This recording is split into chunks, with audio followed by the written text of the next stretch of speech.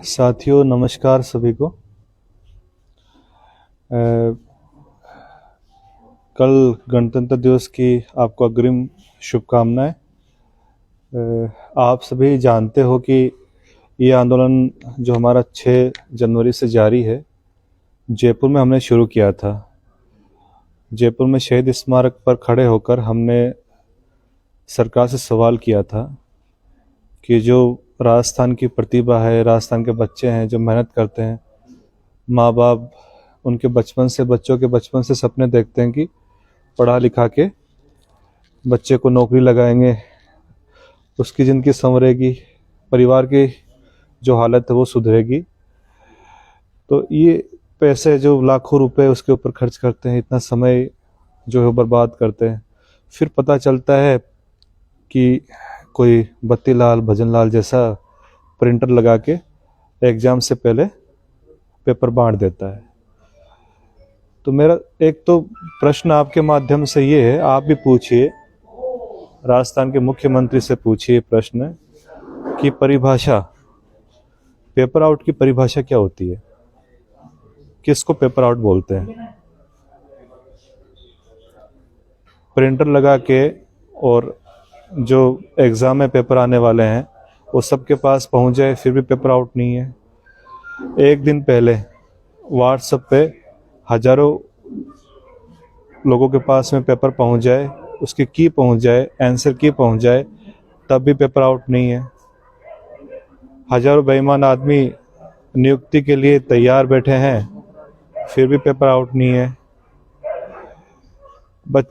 कई लोग OMR seat खाली छोड़ के आते हैं, बैकडोर से अपने लिंक से पैसे दे के ओमार सीट भरवा के 150 में से 145 नंबर ला रहे हैं, तब भी पेपर आउट नहीं है। मतलब क्या डेफिनेशन क्या है ये? राजस्थान के मुख्यमंत्री से आप पूछिए। आपने वोट दिया है और आप इसी देश के नागरिक हैं, इस प्रदेश के नागरिक हैं। अपने आप को कम बिल्कुल मत समझिए, ये आपका अधिकार है, इस अधिकार को आप इस्तेमाल कीजिए। सवाल नहीं करेंगे तब तक ये लोग हमारे साथ ऐसा ही करते रहेंगे। उस लड़ाई जो 6 जनवरी को हमको शहीद स्मारक पर उन्होंने दमनकारी रूप से हमको वहाँ से उठा लिया था, पूर्व शिक्षा मंत्री और राजस्थान मुख्यमंत्री के इशारे पे आप लोगों ने देखा है। थोड़ा दूर करो, हाँ नीचे रखो इसको थोड़ा सा।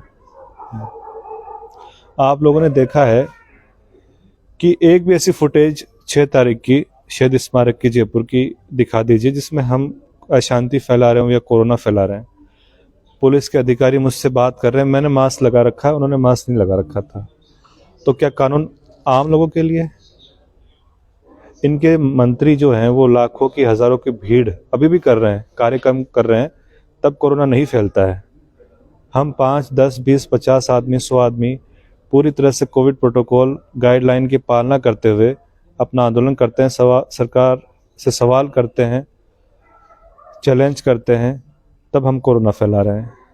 तो लोकतंत्र जो हम 26 जनवरी 1950 को हमारा देश सही मायने में एक लोकतांत्रिक देश बना था और कल हम गणतंत्र दिवस मना भी रहे हैं।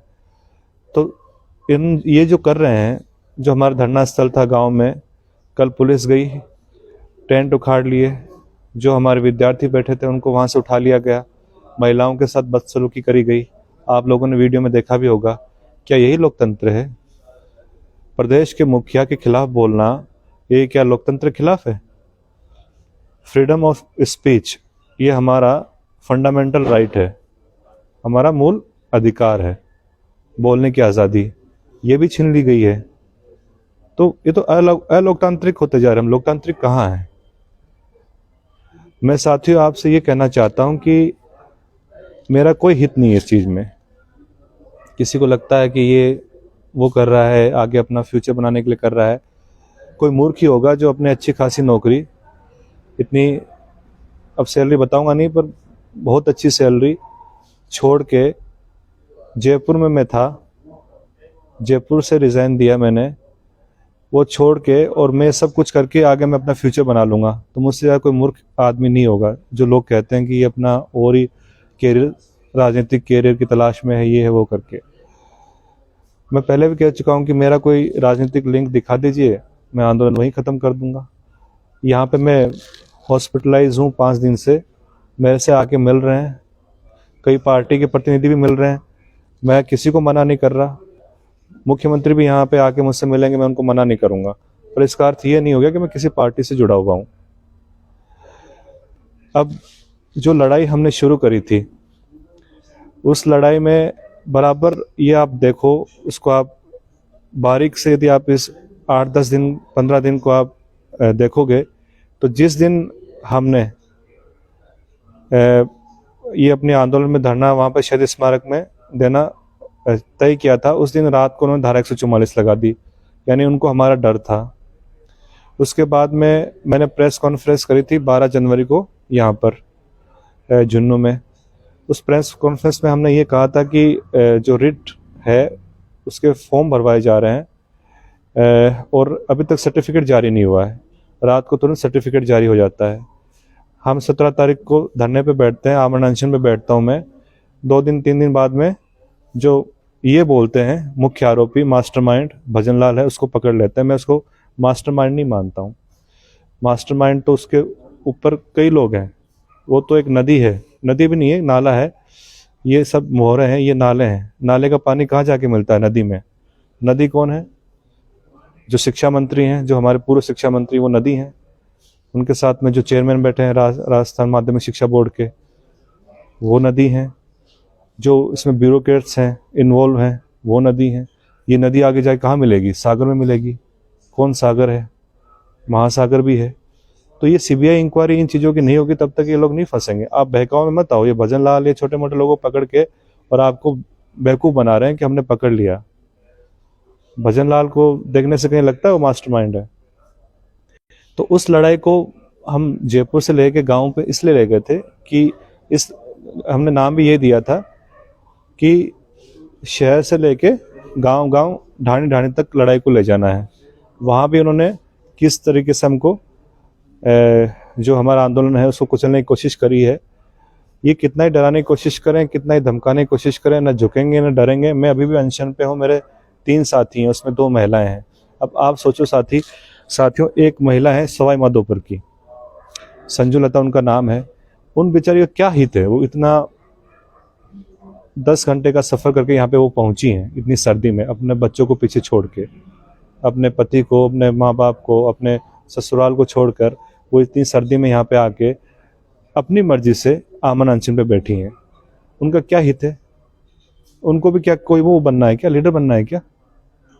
पीड़ा है अंदर से, दर्द है अंदर से। वो दर्द को किसी तरीके से वो कह रहे हैं कि मैं सर कुछ भी कर जाऊं, पर है ना, ये चीज़ें जो हो रही हैं कहीं कैसे न कैसे रुक जाए।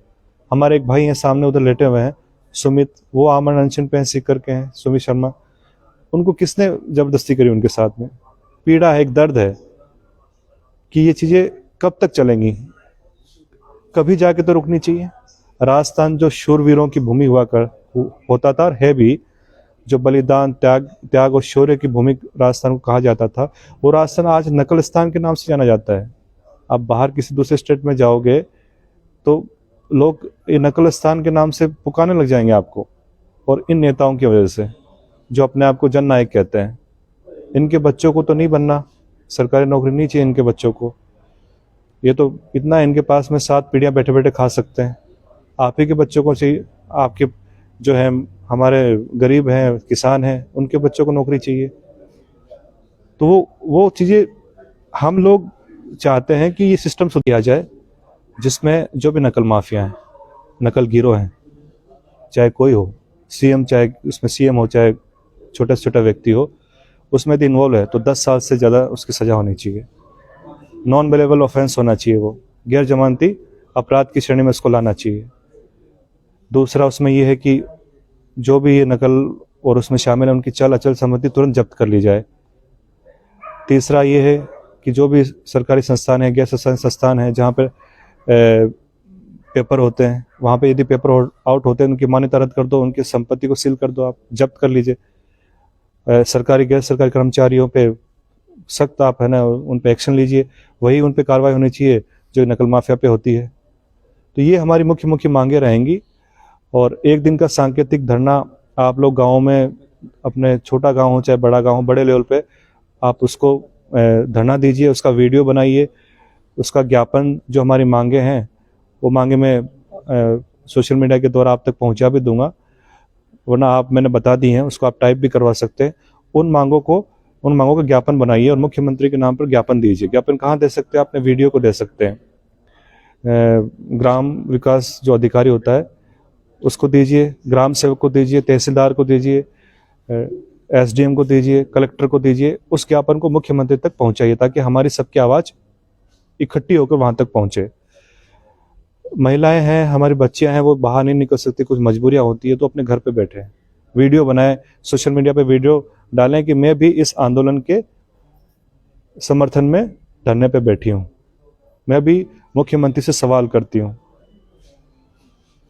रैलियां निकालिए, गांव में जन जागरण रैली होनी चाहिए, आप रैलियां निकालिए, उसके बाद में ज्ञापन दीजिए, उसको मीडिया में, प्रिंट मीडिया में दीजिए, इलेक्ट्रॉनिक मीडिया में दीजिए, ताकि लोगों तक बात पहुंचे। अवेयरनेस बहुत जरूरी है, जागरूकता के बिना ये आंदोलन आगे नहीं बढ़ेगा।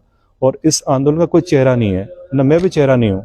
यदि मुझे प्रमोट किया जा रहा है, मैं उसके पक्ष में नहीं हूँ, मेरी फोटो वोटो मत आगे रखिए। आप युवा हुंकार के नाम से इसको आगे बढ़ाइए, युवा हुंकार के नाम से इसको आगे बढ़ाइए, और मैं आपको 100% गारंटी देता हूँ हम बिल्कुल सफल होंगे। क्योंकि ये कोई मेरी मांग नहीं, कोई आपकी मांग नहीं, पूरे राजस्थान के बच्चों की, बेरोजगारों के, युवाओं के सपनों की मांग है, उनकी जायज मांग है, उनके हक की लड़ाई है ये। तो एकजुट हो जाओ, अपने खून में उबाल लाओ और जोश के साथ में, होश के साथ में जुट जाओ। धन्यवाद।